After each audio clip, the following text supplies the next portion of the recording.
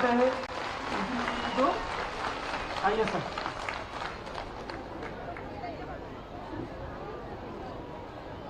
आज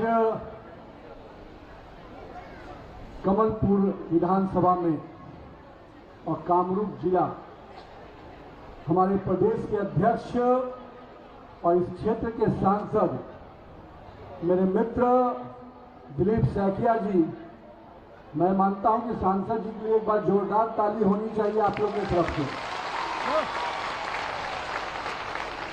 अपने मित्र इस क्षेत्र के विधायक निरंता कलिता जी, अपने जिला अध्यक्ष भास्कर कलिता जी, अपने गगन डेका जी, अपने मंडल के अध्यक्ष नयन मुनि बोरा जी, bridge Kumar Nath ji JPC president, अपने दुबुल जी मंडल president, Gaganjeet Nath ji booth president और मंच पर उपस्थित हमारे सभी पार्टी के वरिष्ठ पदाधिकारीगण और यहाँ पर बड़ी संख्या में हमारी असम प्रदेश की माता बहनें, मेरे युवा साथी, मेरे अभिभावक और मेरे मीडिया के बंधुगण, सर्वप्रथम मैं आदि शक्ति जगत जननी मां कामाख्या की इस पवित्र नगरी को प्रणाम करता हूं, नमन करता हूं। आज पूरे असम में जिस प्रकार से लगातार चुनाव में जो लोगों की उपस्थिति हो रही है और चुनाव के पूर्व जब मैं आया था उस समय जिस प्रकार से यहाँ वातावरण देखने को मिला, मैं मानता हूं कि असम की जनता ने पहले ही तय कर दिया है कि इस बार 9 अप्रैल को कमल का फूल खिलाएंगे और फिर से नरेंद्र मोदी और हेमंत बिस्वा शर्मा की नेतृत्व वाली सरकार बनाएंगे। मित्रों, जीत की हैट्रिक तो जरूर लगने वाली है, जीत की हैट्रिक लगने वाली है ना। तीसरी बार लगातार हम लोग चुनाव जीतने वाले हैं ना, तो जीत की जो हैट्रिक लगेगी वो केवल हैट्रिक नहीं है। पिछले 6 चुनाव से लगातार असम की जनता भारतीय जनता पार्टी को प्रचंड जीत दे रही है, चाहे वो लोकसभा चुनाव हो चाहे विधानसभा चुनाव हो, और जीत का इस बार छक्का लगने वाला है।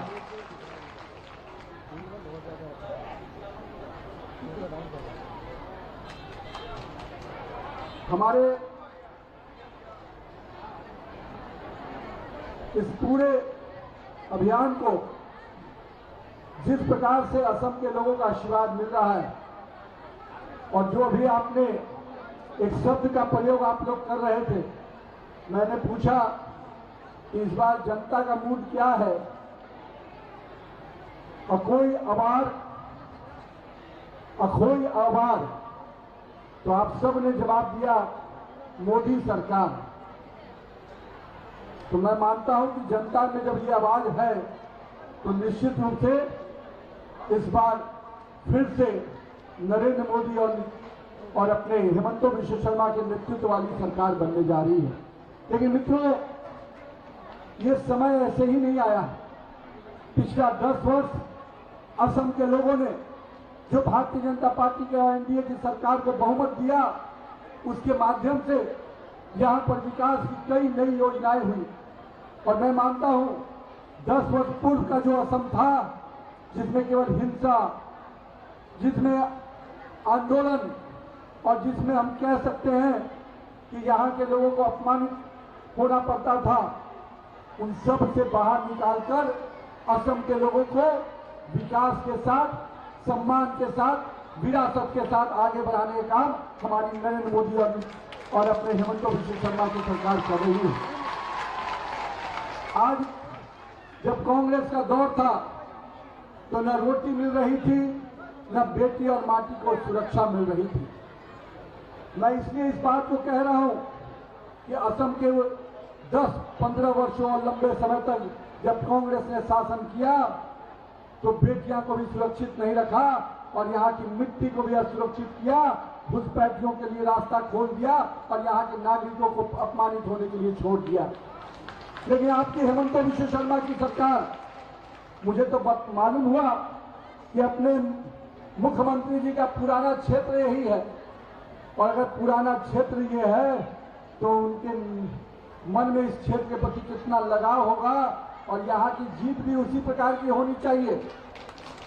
क्योंकि अगर मुख्यमंत्री ने पूरे राज्य में काम किया है और पूरे राज्य की जनता उनको मामा करके अपना आशीर्वाद दे रही है, तो मेरा ये मानना है कि इस विधानसभा के लोग भी पूर्ण रूपेण जहाँ एक और हमारे प्रत्याशी हमारे विधायक जी को आशीर्वाद देंगे, वहीं हेमंत विश्व शर्मा को भी आशीर्वाद देंगे कि वो मुख्यमंत्री के रूप में फिर से एक नई पारी की शुरुआत करें। आज अपने असम में रोजगार के नए अवसर सृजन किए जा रहे हैं।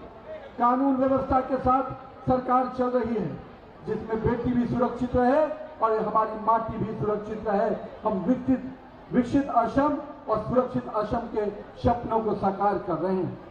लेकिन मित्रों, कांग्रेस ने दशकों तक यहाँ पर राज किया, चाय बागान के श्रमिकों को उनकी मूलभूत समस्याओं पर छोड़ दिया, उनको कभी कोई चिंता नहीं की। लेकिन एनडीए की सरकार ने चाय बागान के लाखों परिवारों को भूमि का पट्टा प्रदान करने का काम प्रारंभ किया है और उनके सम्मान से जिंदगी देने का काम किया है। और इसके अतिरिक्त अभी हमारे संकल्प पत्र में यहाँ की भारतीय जनता पार्टी और एनडीए की टीम ने घोषणा किया है कि हमारी सरकार बनती है फिर से तो हम बागान के श्रमिकों को दैनिक वेतन 500 रुपया प्रतिदिन के हिसाब से देने जा रहे हैं। मित्रों, इसी राज्य से एक समय सांसद के रूप में दिल्ली में प्रधानमंत्री बनकर मनमोहन सिंह बैठे थे और मनमोहन सिंह इस राज्य में कितनी बार आए होंगे यहाँ के लोग को स्पष्ट पता होगा। मुझे नहीं लगता कि मनमोहन सिंह का कोई चेहरा भी यहाँ के लोगों ने कभी देखा होगा जो कांग्रेस के सत्ता में जब थे वो। लेकिन आपके प्रधानमंत्री नरेंद्र मोदी जी नॉर्थ ईस्ट के हर राज्य में, और मैं तो कहूं कि बहुत कम ही ऐसा जिला बचा होगा देश जी जहां प्रधानमंत्री नहीं पहुंचे होंगे। और मैं मानता हूं कि ये असम के प्रति और नॉर्थ ईस्ट के लोगों के प्रति का जो प्यार और स्नेह है वो इस बात को दर्शाता है। नॉर्थ ईस्ट के इस भारत के इस ईशान कोण को अगर मान कर चले तो इस क्षेत्र के नई ऊंचाई और सम्मान दिलाने का काम हमारे नेता आदरणीय प्रधानमंत्री नरेंद्र मोदी जी ने किया है। लेकिन मित्रों, ये समय जो आज हम लोग विकास की बातें कर रहे हैं, एक समय ऐसा था इसी असम को जब 1962 के युद्ध हुआ तो उस समय के प्रधानमंत्री जी ने ये कहते हुए छोड़ दिया था कि मेरी भावनाएं तो असम के साथ हैं पर मैं असम के साथ नहीं खड़ा हो पा रहा हूं। ये उस समय का दुर्भाग्य था इस देश का कि देश के प्रधानमंत्री अपने देश की मिट्टी को, अपने देश के एक राज्य को इस प्रकार से छोड़ दे रहे हो। और लोग कहते हैं कि कंप्रोमाइज, मैं तो मानता हूं नेहरू गांधी परिवार सबसे बड़ा कंप्रोमाइज है लीडरशिप है इस देश में, जिसने इस देश की मिट्टी के साथ इस देश की जमीन को हमेशा कंप्रोमाइज कर अपनी राजनीति रोटी को आगे बढ़ाने का काम किया। मैं इसी असम प्रदेश में 2010 से आ रहा हूं। मेरे मित्र और यहाँ के प्रदेश अध्यक्ष दिलीप सैकिया बोल रहे थे जब मैं युवा मोर्चा में काम करता था उस समय से मैं असम प्रदेश आ रहा हूं। हम लोगों ने एक यात्रा निकाली थी गुवाहाटी से तवांग की यात्रा 2012 में शहीद श्रद्धांजलि यात्रा के माध्यम से। जब मैं वहां यात्रा की तैयारी के लिए गया था तो मैंने वहां के सैनिकों से, वहां पर जो बॉर्डर पे हमारे वहां सैनिक खड़े थे, मैंने कहा कि आप यहाँ कच्ची सड़कें क्यों हैं, यहाँ पर पक्की सड़कें आपने क्यों नहीं बनवाई। तो उस सैनिक की बात जब मैंने सुनी तो मेरे को लगा कि मेरा सर शर्म से झुक जा गया। उस सैनिक ने यह कहा कि हमारी दिल्ली में बैठी हुई सरकार हमें इजाजत नहीं देती। उस सरकार का यह मानना है कि अगर हम सड़क बना देंगे तो पड़ोसी मुल्क के सैनिक हमारे सरहद में आ जाएंगे। ये सोच थी उस समय की सरकार की। पर मुझे खुशी है इस बात को बताते हुए कि आपके नेता, आपके प्रिय नेता नरेंद्र मोदी की सरकार आई और हमारे सैनिकों का सीना चौड़ा हो गया। हम वहां तक पक्की सड़कें भी बना दिए और एयरबेस भी बना दिया। हिम्मत नहीं है किसी पड़ोसी देश में जो हमारी 1 इंच जमीन भी ले ले। यह है नेतृत्व का अंतर। मित्रों, मैं हमेशा कहता हूं कि अगर नेतृत्व सक्षम हो, नेतृत्व का नियत सही हो और नेतृत्व में नीति सही हो, तो निश्चित रूप से वो नेतृत्व कड़ा निर्णय लेता है, देश के हित में निर्णय लेता है। हम असम को उसके हक दिलाने की लड़ाई लड़ेंगे। हम लोगों ने असम के लोगों को उसकी लूटी हुई जमीन जो घुसपैठियों के माध्यम से यहां उस समय की कांग्रेस की सरकार ने दे रखा था, उस जमीन को लौटाने का काम किसी ने किया तो भाजपा एनडीए की सरकार ने किया, हेमंत बिश्व शर्मा के नेतृत्व वाली सरकार ने किया। 1,25,000 एकड़ भूमि वापस हुआ है। मिशन वसुंधरा के तहत 23 लाख से अधिक असम के मूल निवासियों को भूमि का मालिकाना मिला है। ये जनजातियों के समाज के जो बड़े लोग हैं, इनको एक सुरक्षा का कवच मिला है। मैं इसलिए इस बात को कह रहा हूं कि कांग्रेसियों का हाथ घुसपैठियों के साथ था, भाजपा का हाथ, भाजपा का विश्वास असम की जनता के साथ है। इस बात को मैं कहने आया हूं। कमल फूल भारतीय जनता पार्टी का केवल एक सिंबल नहीं है, जनता के विश्वास का, जनता की आकांक्षाओं का प्रतीक बनकर उभरा है। और मैं इसलिए आज इस बात को कह रहा हूं, कल परसों मैं देखा, मैं कुछ दिन पहले असम आया था, इसी महीना के 2 दिन पहले 30-31 को मैं 29-30 को मैं असम में था। राहुल बाबा इस बार आए तो इस बार उन्होंने नॉर्थ ईस्ट का गमछा रखा हुआ था। लेकिन यही 26 जनवरी की बात है, जब राष्ट्रपति भवन में हर साल जब वहां पर एक सम्मान, गणतंत्र दिवस के सामने एक सम्मान भोज होता है, सभी राष्ट्रीय अध्यक्ष जो आते हैं उस समय हमारे अतिथि बनकर उनके सम्मान में भोज होता है। सभी दलों के लोगों को बुलाया जाता है और कोई न कोई राज्य की जो सांस्कृतिक धरोहर है, जो सांस्कृतिक विरासत है, उसके अनुरूप वहां पर कार्यक्रम होता है। इस बार का सम्मान स्वरूप असम को मौका मिला था। असम के पूरे सांस्कृतिक स्वरूप में वहां सम्मान का कार्यक्रम आयोजित किया गया था। जब यूरोपियन यूनियन के लोग आए थे, उन्होंने भी अपने कंधे पे नॉर्थ ईस्ट का गमछा डाल रखा था। जितने भी अतिथि आए थे, सब लोगों ने नॉर्थ ईस्ट और असम का एक सांस्कृतिक धरोहर वाला, विरासत वाला गमछा डाल रखा था। पर राहुल बाबा को वो गमछा पसंद नहीं आया। राहुल बाबा को लगा कि ये गमछा भार पड़ रहा है, और अब जब वोट की बात आई तो असम का गमछा को पहनकर वोट मांगने आए हो, जनता सजा देगी और जनता इस अपमान का बदला लेगी। इस बात को मैं आज असम की धरती को कहने आया हूं। मित्रों, ये किसी के नहीं है, न ये इस मिट्टी के हैं, न इस देश के हैं। जब जब इस तिरंगे के सम्मान की बात आई है, भारतीय जनता पार्टी और नरेंद्र मोदी जी का नेतृत्व ही आगे आकर इस देश के तिरंगे का सम्मान बढ़ाया है। हमारे नेता अटल बिहारी वाजपेयी जी जब नेतृत्व करते थे तो परमाणु पोखरण पर जब विस्फोट हुआ तो भारत का सम्मान पूरे विश्व में बढ़ाने का काम किया, और कांग्रेस की सरकार थी तो उसको ठंडे बस्ते में रखने का काम किया। ये पूछते हैं हमसे आज हमारे तिरंगे का सम्मान कितना बढ़ा है कि आज यूक्रेन और रशिया में लड़ाई भी होती है तो वहां पर भी लोग कहते हैं कि अगर भारत के तिरंगे के साथ निकलना है तो पाकिस्तान के लोग भी निकल पाते हैं। ये है नए नेतृत्व का परिणाम कि आज पाकिस्तान के लोग भी भारत के झंडे के साथ सुरक्षित रूप से देश में निकल पाते हैं। ये अंतर है आपके लीडरशिप के अंदर। आज हम जब यहाँ पे आए हैं तो जिस प्रकार से पिछले 10 वर्षों में, मैं अभी आ रहा था, भास्कर वर्मा सेतु, पहले लोग मानते थे कि उत्तर गुवाहाटी और दक्षिण गुवाहाटी अलग अलग है, लेकिन नरेंद्र मोदी और हेमंत बिश्व शर्मा ने उत्तर गुवाहाटी और दक्षिण गुवाहाटी की दूरी को कम करने का काम किया। ये अंतर है आपके नेतृत्व में।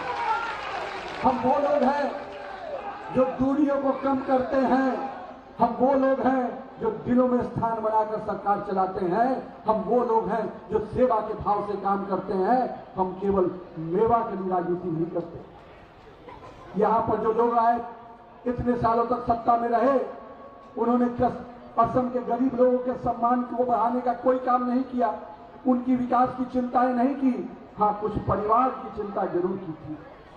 लेकिन मित्रों, मुझे अभी मालूम हुआ कि असम में कई हमारे संकल्प पत्र में घोषणा हुई है, लेकिन जो बड़ी घोषणा मुझे आज मालूम हुआ, फ्लड फ्री असम। जो असम ब्रह्मपुत्र की नदियां जो कभी कभी हमारे लिए परेशानी का सबब बनती थी, हमारी सरकार ने ठान लिया है हम फ्लड फ्री असम मिशन के तहत काम करेंगे और 18,000 करोड़ की राशि इस माह में खर्च की जाएगी। यानी जो ब्रह्मपुत्र नदी हमारे लिए परेशानी का सबब था, वो आने वाले समय में यहाँ के किसानों के लिए, यहाँ के लोगों के लिए वरदान बनकर निकलेगा। ये हमारी सरकार का संकल्प है।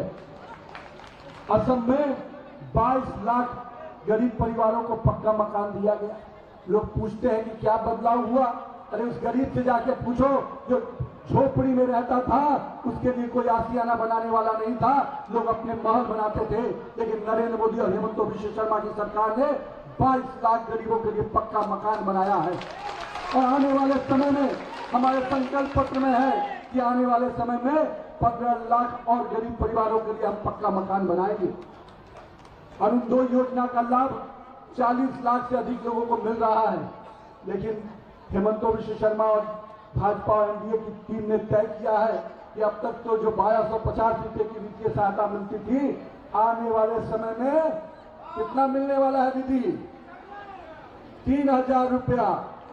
ये है नरेंद्र मोदी और हेमंत बिश्व शर्मा की सरकार, जो लोगों को उसके लिए खड़ा रहती है, हर गरीब की चिंता करती है। आज केवल महिलाओं और किसानों की चिंता नहीं हो रही है मित्रों, युवाओं की भी चिंता हो रही है। नरेंद्र मोदी के दिल में अगर कोई बसता है, तो अगर महिलाओं का सम्मान है, तो युवाओं का अभिमान भी बचता है। और युवाओं को भी उन्होंने हमेशा मौका दिया है। और असम में तो सबसे बड़ा सेमीकंडक्टर का एक बहुत बड़ा आधुनिक इंडस्ट्री खुलने जा रहा है। 27,000 करोड़ का इन्वेस्टमेंट है। अब वो दिन दूर नहीं जब लोग बेंगलोर और हैदराबाद जाते थे, अब असम आएंगे और युवाओं को रोजगार यही मिलेगा। जो असम के युवा, मैं जब दिल्ली में पढ़ता था तो मेरे साथ नॉर्थ ईस्ट के कई लड़के पढ़ते थे और सब अपने अपने प्रदेशों से निकलकर, मैं भी बिहार से निकलकर वहां पढ़ाई करने गया था। असम से लोग निकलकर पढ़ाई करने वहां गए थे। मेरे कई अभी मित्र असम से थे। मैं पूछता था कि असम में कुछ नहीं है, तो बोलते थे भैया मैट्रिक पास कर जाना भी मुश्किल है, 10th पास करने के बाद तो कोई भविष्य ही नहीं है। आज उसी असम में दर्जनों मेडिकल कॉलेज खुले हैं, कई इंजीनियरिंग कॉलेज खुले हैं और एम्स भी खुला है और ऐसे ऐसे कई चीजें हुई हैं। अब आने वाले समय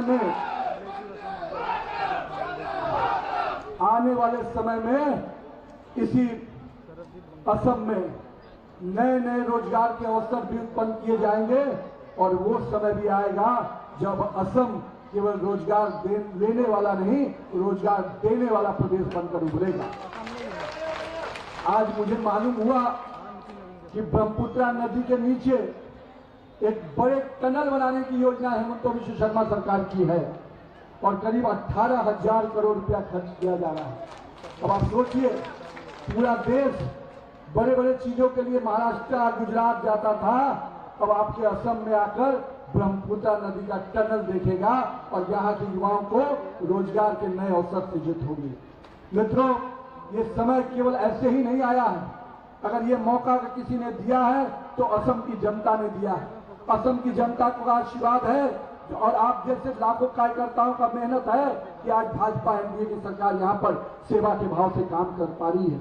लेकिन मित्रों, हमारा संकल्प है कि हम यूसीसी के एक देश एक कानून और ये सच्चा न्याय का जो हमारा नारा है, निश्चित रूप से हम उसको यहाँ लागू करेंगे। हम कांग्रेस के उस तुष्टिकरण के एजेंडे को खारिज करेंगे। हम अपने न्याय और समानता के अधिकार को निश्चित रूप से हर जनता को दिला के रहेंगे। और 2031 में जब असम की अर्थव्यवस्था अपने नए उड़ान की ओर होगी और हम जब विकसित भारत का सपना देख रहे हैं 2047 में, उस समय असम भी विकसित असम बनकर उभरे, इसके लिए हम संकल्पित हैं।